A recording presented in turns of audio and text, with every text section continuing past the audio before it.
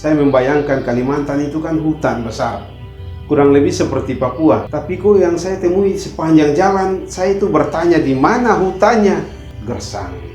Hutannya habis, lalu mulai masuk di hutan sawit. Jadi hutan buatan yang kemudian menjadi ini familiar dengan kehidupan masyarakat. Tanggal 23 Agustus 2019 saya tiba di Sukadana, siang diantar oleh dua saudara, Pastor Victor dan Pastor Joe. Sesudah itu mereka pulang sorenya. Malamnya itu langsung dengan misa peringatan arwah almarhum Bapak Lukas Rengkang. Jadi itu situasi awal ya perjumpaan dengan umat, karena sebelum itu pernah sekali misa, pernah bertemu, tetapi karena tidak intens, jadi tidak begitu banyak kenal umat. Hanya oke lah, itu sudah datang ada di tempat ya, lalu kemudian baru mulai malam itu berkenalan dengan umat, mulai melihat situasi umat. Banyak yang terlibat, ada sebagian juga yang tidak terlibat. Saya dengar cerita ada beberapa orang yang sudah sangat lama tidak pernah ke gereja, entah karena masalah apapun, tapi kemudian itu menjadi cara untuk bisa mendekatkan diri dengan umat, bisa berkunjung, lalu akhirnya bersama-sama. Puji Tuhan, beberapa waktu sesudah saya ada di sini, beberapa anggota umat kita yang waktu itu lama sekali tidak ke gereja pun akhirnya bisa datang bergabung, dan itu ya karya Tuhan yang baik. Awal saya tinggal sendiri di sini selama 1 tahun tanpa kawan, jadi di pastoran pun sendiri. Ya, lucunya itu ketika dalam kesendirian itu, lalu setiap kali saya dapat pertanyaan, "Pastor, tidak takutkah tinggal sendirian di pastoran?" Tidak hanya dari umat kita, tapi juga dari tetangga. Mereka melihat situasi di sini kan rupanya agak-agak seram, selalu tanya, "Pak, Bapak tinggal di situ sendirian ya?" "Iya." "Bapak tidak takut?" "Takut apa, kan tinggal di rumah." Jadi soal itu takut tidak takut, saya bilang tidak. Saya sudah biasa hidup di hutan. Sebelum ke sini saya hidup di daerah pedalaman, berkarya di sana, tinggal sendiri di pastoran. Itu daerah masih terpencil jauh dan tidak masalah. Saya sering turne, saya ikut pastor, ikut kegiatan-kegiatan seremonial gereja. Saya hanya merasakan suasana yang berbeda, suasana yang aneh tapi menyenangkan. Momen-momen lucu itu kalau kunjungan ke stasi, kadang-kadang itulah ya agak sulit. Lidah saya memang agak sulit, tidak bisa menerima. Ada makanan yang sulit sekali, tidak bisa masuk. Terima kasih atas kebaikan. Dengan senang hati umat menjamu kami makan sampai saya naik 20 kilo berat badan. Ketika kami makan, ibu-ibu kan sudah siapkan semua. Waktu saya berdoa selesai lalu makan, saya lihat kok daging apa seperti daging ayam itu. "Pak, ini daging apa ini?" "Oh, pastor, itu daging ayam." "Oh, daging ayam." Ya sudah, saya ambil. Lalu ada ibu-ibu kan berdiri di sana sambil lihat. Pastor makan ular kah?" "Tidak, saya tidak makan daging ular saya." "Oh, itu pastor ambil di piring itu." Waduh, ini rupanya ketua stasi ini coba untuk menipu pastor ini. Jadi hal-hal macam itu yang ya hiburan di dalam perjalanan pastoral. Nah, tapi terkait dengan wilayah pelayanan itu benar-benar saya merasa tertantang, karena saya melayani wilayah paroki yang luasnya seluas 1 kabupaten ditambah dengan 1 kecamatan dari Kabupaten Ketapang. Jadi seluruh wilayah Kayong Utara tambah dengan 1 kecamatan di Kabupaten Ketapang, itu untuk saya sangat luas. Lalu memang terbagi, terpencar jalannya, yang lain ke arah sana, ini ke sini, ada yang ke timur, barat, selatan, jadi semua terbagi. Ada daerah pulau ya. Di sini semua memang bisa ditempuh dengan sepeda motor. Saya rasa dengan memikul beban, ransel, tas, lalu perjalanan jauh lumayan. Saya rasa pinggang saya juga sakit. Tapi karena memang sudah biasa, kalau soal medan berat sudah biasa kami lalui medan dengan jalan daerah, naik turun gunung ya, menyeberangi sungai dan seterusnya sudah ini. Hanya memang di sini begitu banyak stasi. Paroki ini dengan 19 stasi, baik di darat maupun yang wilayah pulau. Tetapi saya bersyukur karena kami sejak awal bertiga, setiap minggu pasti ada 2 pastor, satu di wilayah Laman Satong, satunya wilayah pesisir sini.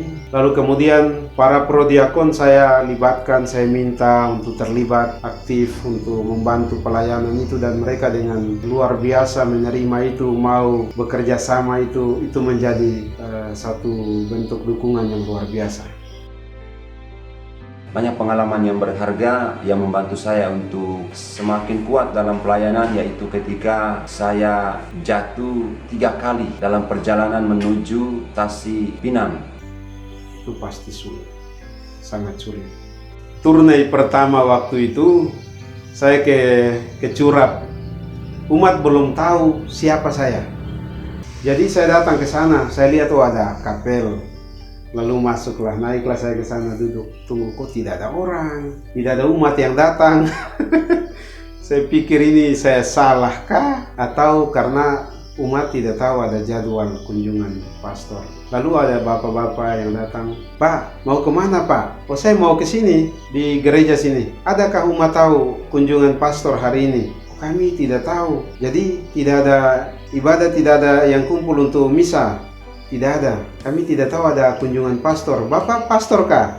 "Iya, saya pastor paroki yang baru di sini." "Oh ya, oke." Lalu dia mulai tanya ketua umat gimana. Kata ketua umat, malam kita ada ibadat itu peringatan arwah. Pastor kira-kira bisa tidak? Saya bilang oke, saya tunggu sampai malam kita misa. Jadi memang hari itu kunjungan perdana. Tidak ada misa di gereja, di kapel, tapi misa di rumah umat. Kebetulan karena momennya itu peringatan arwah, ya sudah. Ada juga pernah dalam kunjungan itu, lalu memang umat tidak ada.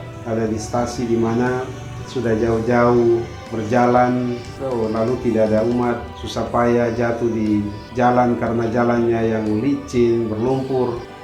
Kadang-kadang ketemu dengan Bapak Katekis, Pak Agus, nah kita bercerita, beliau juga memberikan sharing pengalaman, atau dengan rekan-rekan yang ini orang tua, Pak Hendi Manjau, para prodiakon. Jadi itu menjadi bahan sharing cerita yang juga menguatkan. Karena itu sampai pada tahap putus asa sih, tidak ingin pulang sih, tidak. Para prodiakon, untuk saya mereka itu sesudah mereka bekerja Senin sampai Sabtu, hari Minggu itu sesungguhnya waktu efektif mereka bersama dengan keluarga. Tapi demi pelayanan umat, mereka itu rela meninggalkan keluarganya. Itu kadang-kadang yang buat saya itu, saya terharu lihat mereka berani menerima tugas itu, pergi. Ya, lalu sedihnya ketika mereka sudah rela datang, tinggalkan istri, anak, keluarga di hari yang baik untuk mereka bisa berkumpul, bisa apa saja, mereka tinggalkan, lalu kemudian datang mengunjungi umat. Ternyata tidak ada yang datang ke gereja. Yang datang 1 orang, 2 orang. Jangan kecewakan para petugas yang datang, terutama mereka yang meninggalkan keluarganya untuk bisa datang melayani umat. Jangan buat mereka kecewa, karena itu mereka sungguh-sungguh memberikan diri untuk pelayanan itu. Nah, saya bilang kalau kalian buat lagi hal yang sama, pastornya datang untuk misa, umat tidak ada, prodiakon datang untuk ibadat dan umat tidak ke gereja, saya tidak akan jadwalkan lagi pelayanan di stasi ini. Gerejanya silahkan tutup sampai kapanpun. Kalau ada kelahiran, mau baptis, mau apa, silakan cari di mana saja kalian bisa, tapi bukan di paroki ini karena saya tidak akan layani. Itu ungkapan kemarahan saya mengingat tadi pengorbanan mereka itu. Tapi puji Tuhan, sesudah itu lalu mulai kembali mereka menyadari bahwa itu memang perjuangan yang besar untuk mereka. Lalu mereka mulai aktif datang ke gereja. Sesudah beberapa waktu, para prodiakon bilang, "Pastor, kami sekarang datang senang karena umat sudah ramai, sudah banyak." Pastor Victor bilang, "Terima kasih. Sekarang kami datang, umat sudah tunggu di gereja." Saya pun tidak hanya lari ke pesisir, tapi saya juga harus sering ke sana supaya mengingatkan umat akan jadwal harus kumpul dan itu. Dan itu satu perkembangan yang luar biasa. Sampai sekarang kemana-mana, stasi-stasi yang dulu sepi, kadang pastor harus datang untuk menunggu umat, umat sudah menunggu pastor.